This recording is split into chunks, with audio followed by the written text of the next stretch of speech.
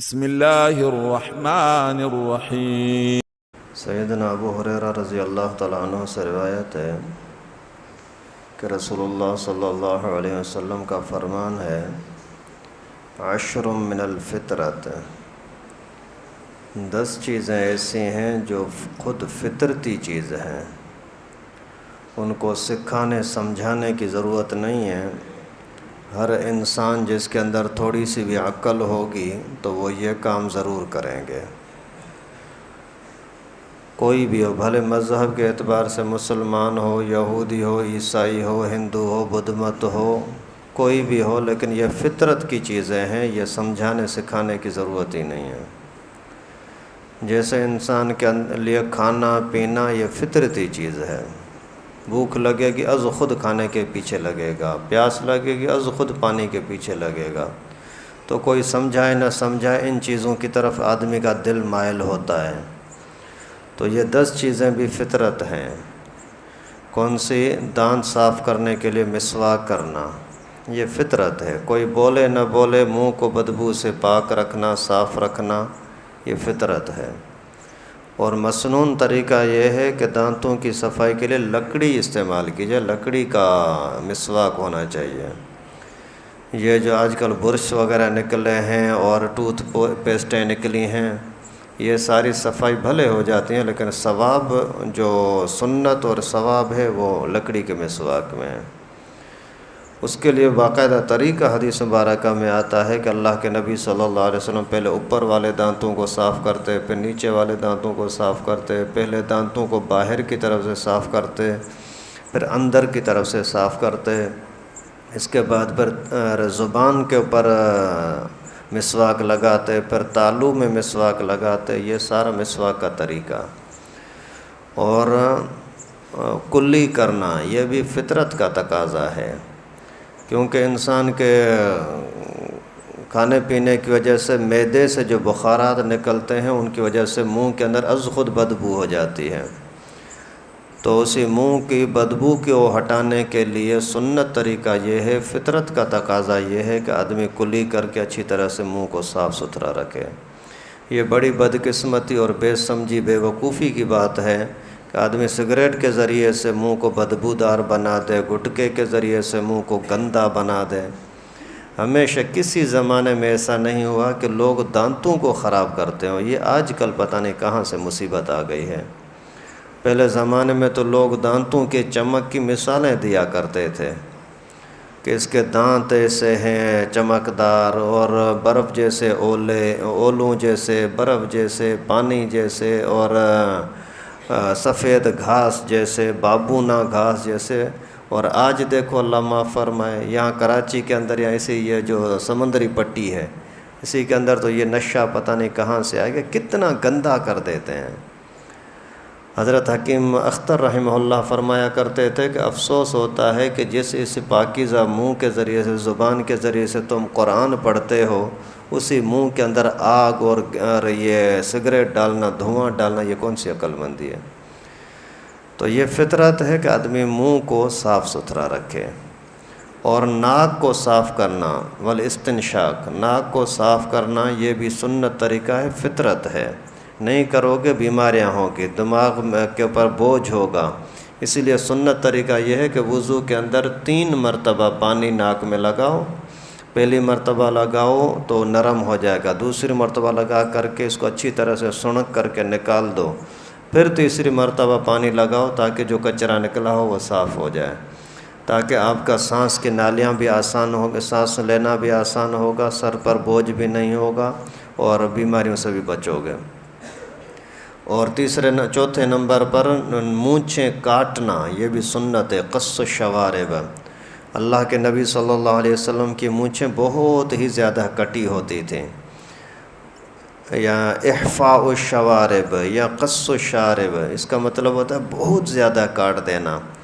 جیسے علماء نے مثال دی ہے، جیسے کوئی چونٹی کہیں بیٹھتی ہے اور اسے ذرا سی نظر آتی ہے، اسی طرح کے یعنی گہرائی کے ساتھ کاٹ دینے کا نام ہوتا ہے قص الشارب۔ اور ہفتے میں 1 مرتبہ مونچھیں کاٹنا سنت ہے، اس سے پہلے ثابت نہیں ہے۔ دوسرے تیسرے دن جو لوگ کاٹتے ہیں یہ سنت کے خلاف ہے۔ سنت طریقہ ہفتہ ہے یا ہفتے کے بعد آدمی کاٹے، 15ویں دن بھی پیغمبر کریم سے کاٹنا ثابت ہے۔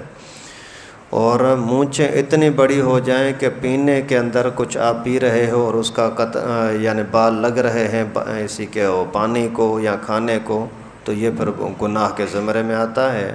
اور آج کل کے طبی لوگ بولتے ہیں کہ انسان جو سانس لیتا ہے نا، سانس نکالنے کے اندر کچھ جراثیم نکلتے ہیں زہریلے، وہ آ کر کے مونچھوں کے اگر بال بڑے ہوتے ہیں تو وہاں پھنس جاتے ہیں، پھر وہ سرکتے سرکتے نیچے منہ کی طرف آ جاتے ہیں، پھر کھانے میں اندر چلے جاتے ہیں، بیماریاں ہوتی ہیں۔ پیغمبر کریم کے سنتوں میں برکتیں ہوتی ہیں۔ آج کل کے لوگوں کو کچھ نظر آیا ہے وہ بتاتے ہیں، ورنہ مسلمان کی شان یہ ہے کہ کوئی فائدہ نظر آئے نہ آئے، سنتیں بس کرنا ہے۔ اور 5ویں نمبر پر اللہ کے نبی صلی اللہ علیہ وسلم نے فرمایا اعفاء اللحیٰ، داڑھیوں کو بڑا کرنا، یہ بھی سنت ہے، فطرت کی چیز ہے، یعنی یہ انسان کے حسن کا ذریعہ ہے۔ کوئی بندہ بولے نہ بولے، کوئی مذہب اس کو سکھائے نہ سکھائے، انسان کی فطرت ہے کہ داڑھی ہونی چاہیے۔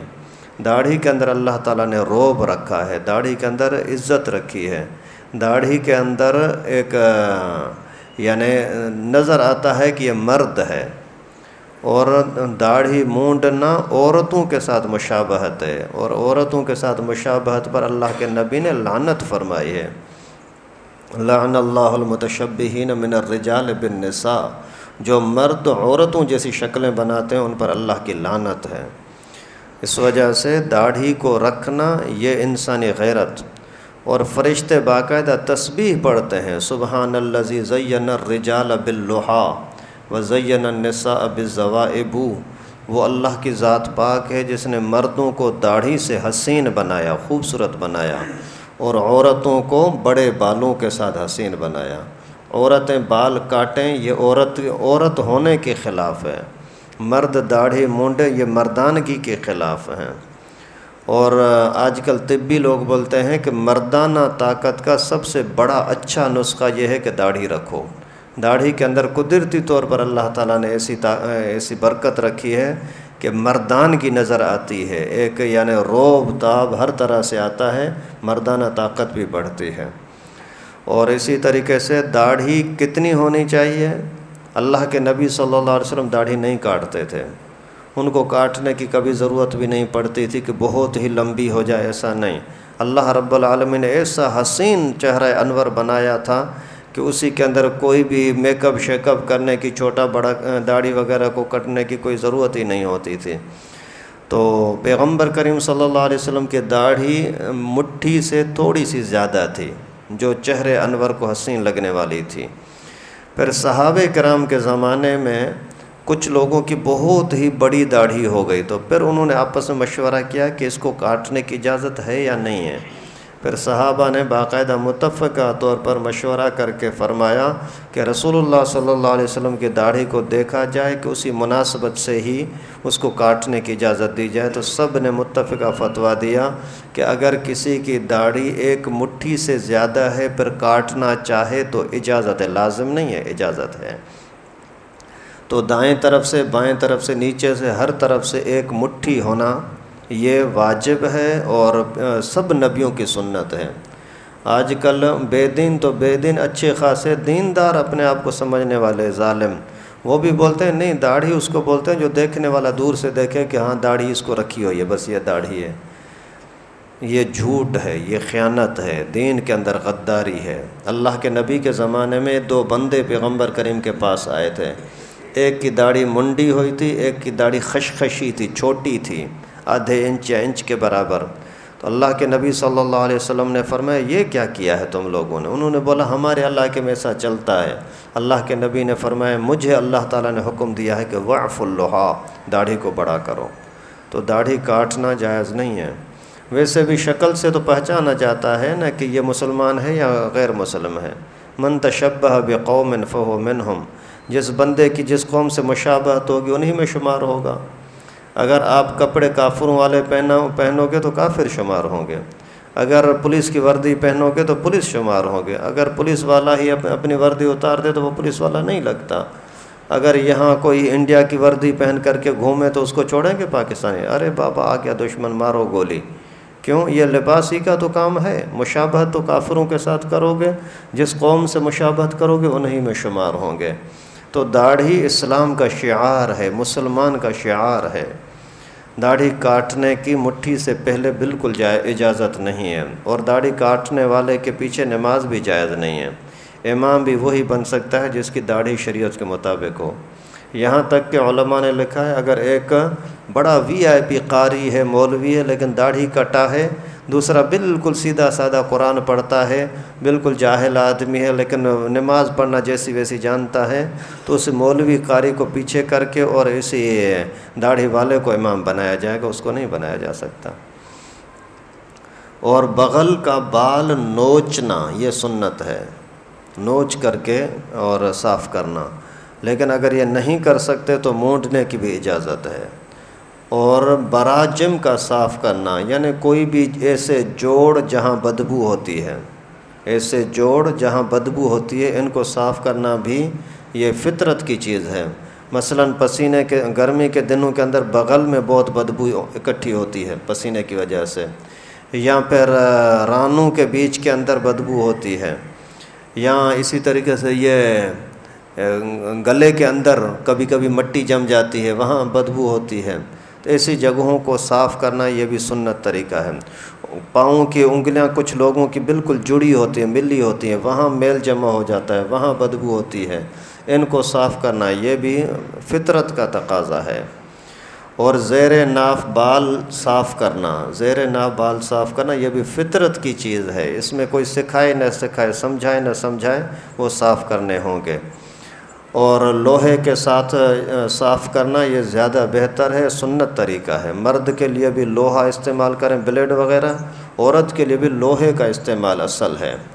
پیغمبر کریم صلی اللہ علیہ وسلم نے فرمایا کہ وَلْتَسْتَحِدَّ الشَّعِثَةُ، اگر کسی عورت کا شوہر باہر گیا ہوا ہے اور اس کو پتہ لگ جائے کہ ابھی میرا شوہر آنے والا ہے، تو اس کو چاہیے کہ لوہا استعمال کر لے. وَلْتَسْتَحِدَّ مانا لوہا، حدید استعمال کرے. حدید مانا لوہا، بلیڈ وغیرہ استعمال کر کے اپنی صفائی کر لے. تو لوہے کو یعنی بلیڈ وغیرہ کے ذریعے سے صفائی یہ دونوں کے لیے ہے. لیکن اگر پاؤڈر استعمال کریں تو بھی دونوں کے لیے جائز ہے، مرد کے لیے بھی جائز ہے، عورت کے لیے بھی جائز ہے. کریم پاؤڈر کے ذریعے سے اپنے زیر ناف بال صاف کریں. لیکن طبی لحاظ سے، ڈاکٹروں کے لحاظ سے مرد کے لیے پاؤڈر یا کریم استعمال کرنا نقصان ہوتا ہے، اور اس کی کوئی رگیں وغیرہ کمزور ہوتی ہیں، واللہ اعلم. اور اگر کوئی بندہ بوڑھا ہو گیا ہے تو بھی کسی اور سے زیر ناف کٹوانے کی اجازت نہیں ہوتی. یا جن لوگوں کے پیٹ بہت بڑے ہو جاتے ہیں اور وہ نہیں کاٹ سکتے، تو بھی کسی اور کو بولیں کہ بیوی کو بولیں میرے آ کر کے کاٹ دے، یا اس طریقے سے، یا بیٹے کو بولیں بیٹا میرا یہ مجھے صفائی کرو، جائز نہیں ہے. پاؤڈر لگائیں وہ اچھا ہے، باقی یہ لوہا استعمال نہ کریں، بھلے نہ کریں، کسی اور کو اجازت نہیں ہے. اور اسی طریقے سے ختنہ کرنا یہ بھی سنت ہے، فطرت کا تقاضا ہے. کوئی سمجھائے نہ سمجھائے، یہ اللہ تعالیٰ کا، اللہ کے رسول کا حکم ہے. یہی پہچان کا ذریعہ ہے. اگر کہیں مردار پڑے جائیں کسی حادثے کے اندر، تو اسی ختنے کے ذریعے سے پہچانا جائے گا کہ ہندو کی لاش ہے یا کسی مسلمان کی لاش ہے. اور ختنہ کرنے کے اندر عمر کی کوئی قید نہیں ہے، بس اتنا ہے کہ بلوغت سے پہلے بالغ ہونے سے پہلے ختنہ کرا دیا جائے. باقی یہاں کراچی کے اندر 2-4 دن کے اندر کر لیتے ہیں تو بھی ٹھیک ہے. اگر سال 2 سال 3 4 سال تک کریں تو بھی کوئی مسئلہ نہیں ہے، کر سکتے ہیں. جس طرح مردوں کا ختنہ ہوتا ہے اسی طرح سے عورتوں کا بھی ختنہ ہوتا ہے. لیکن مردوں کے لیے ختنہ کرنا واجب ہے، عورتوں کے لیے واجب نہیں ہے. کرتی ہیں تو اچھا ہے، نہیں کرتی تو بھی خیر ہے، ان کے لیے کوئی لازم نہیں ہے. عرب لوگ کرتی ہیں، ابھی بھی کرتی ہیں. یہاں سنا ہے پاکستان کے اندر یہ جو بوہری طبقہ ہے یہ کرتے ہیں عورتوں کے ختنے. عورتوں کا ختنہ عورتیں کریں گے بچیوں کی، اور لڑکوں کا ختنہ مرد کریں گے. اور اس کے علاوہ پھر ناخن کاٹنا یہ بھی فطرت کا تقاضا ہے کہ ناخن گندے نہیں ہونے چاہیے، ناخن بڑے نہیں ہونے چاہیے. اور ناخن کاٹنا، مونچھیں کاٹنا، زیر ناف بال کاٹنا یا بغل صاف کرنا، اس کے لیے 1 ہفتے کی مدت ہے. ہفتے کے بعد کاٹیں، یعنی جمعے کے دن پیغمبر کریم صلی اللہ علیہ وسلم کاٹتے تھے، کبھی کبھار جمعرات کو کاٹتے تھے، اور اگر ہر جمعے کو نہیں کاٹ سکے دوسرے جمعے کو کاٹے 15ویں دن، لیکن آخری حد جو ہے زیادہ سے زیادہ اگر سستی ہو گئی، مجبوری ہو گئی، کوئی موقع نہیں ملا تو 40 دن ہے، 40 دن کے بعد نہیں، 40 دن کے اندر ہر حال میں کاٹنے ہوں گے۔ فطرت کا تقاضا ہے، مانا کسی کو سمجھانے کی ضرورت نہیں، ہر بندہ ہر حال میں ان چیزوں کو کرے۔ ابھی آپ بھی اپنے چھوٹے بچوں کے اندر ہی یہ عادت ڈال دیں کہ بچہ مونچھیں ہر حال میں کاٹنی ہوتی ہیں، داڑھی ہر حال میں رکھنی ہوتی ہے، ناخن کاٹنے ہوتے ہیں، دانتوں کو صاف کرنا ہوتا ہے، منہ کے اندر بدبو نہیں ہونی چاہیے، ناک کو اچھی طرح سے صاف کر لیا کرو۔ اسی طریقے سے اگر بچپن سے آپ ان کی عادت ڈالیں گے نا تو انشاءاللہ العزیز ان کی یہ عادت بھی بن جائے گی، سنت پر عمل بھی ہو جائے گا، انسانیت انسان کے اندر آ جائے گی۔ اللہ تعالیٰ سے دعا ہے کہ اللہ رب العالمین ہم سب کو سنتوں کو پورا کرنے کی، انسانیت کی فطرت کو، انسانیت کو سمجھنے کی توفیق نصیب فرمائے۔ وآخر دعوانا ان الحمد للہ رب العالمین۔